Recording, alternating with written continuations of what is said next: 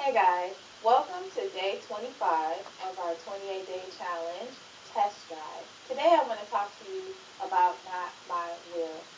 One of the passages that I want to base this on today is Jeremiah chapter 1, verse 4 and 5. I'm just going to read it to you really quickly. It says, Then the word of the Lord came unto me, saying, Before I formed thee in the belly, I knew thee, and before thou camest forth out of the womb, I sanctified thee and ordained thee to be a prophet unto the nations. I think this is so interesting because even before Jeremiah was even in his mom's belly, and also before he came out, God had already had a plan and purpose for his life. I want to submit this to you as well. Part of surrendering all to God is also surrendering your vocation to him. Before you were born, God had a plan for you. And let me just kind of say this as well. It's not until you submit yourself and allow God to make those choices for you.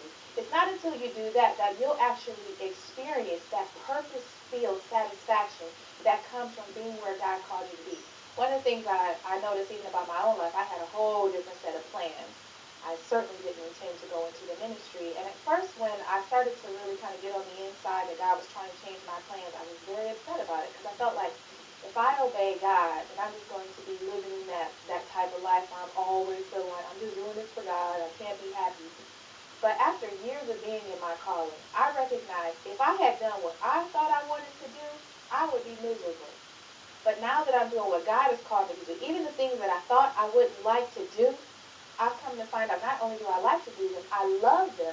And there's a sense of satisfaction and purpose. And beyond that, there are so many people that are on the other side of my obedience to God that have been blessed. Well, I want to say that to you as well. Trusting God is just that, trusting God. God knows you better than you know yourself. And again, if you want to experience the life that he wants you to have, you got to trust him that he knows where he put you and why he put you there. 1 Corinthians 12 talks about, verse 18 says, But now God has set forth the members of every one of them in the body as it has pleased him. Listen, God has placed gifts and talents on the inside of you that this world needs. Only you can be you, and we need you. It is not coincidence or by chance that you are here in these last days. God put his A game out because we are ushering in the return of Jesus. So I'm going to ask you to trust him.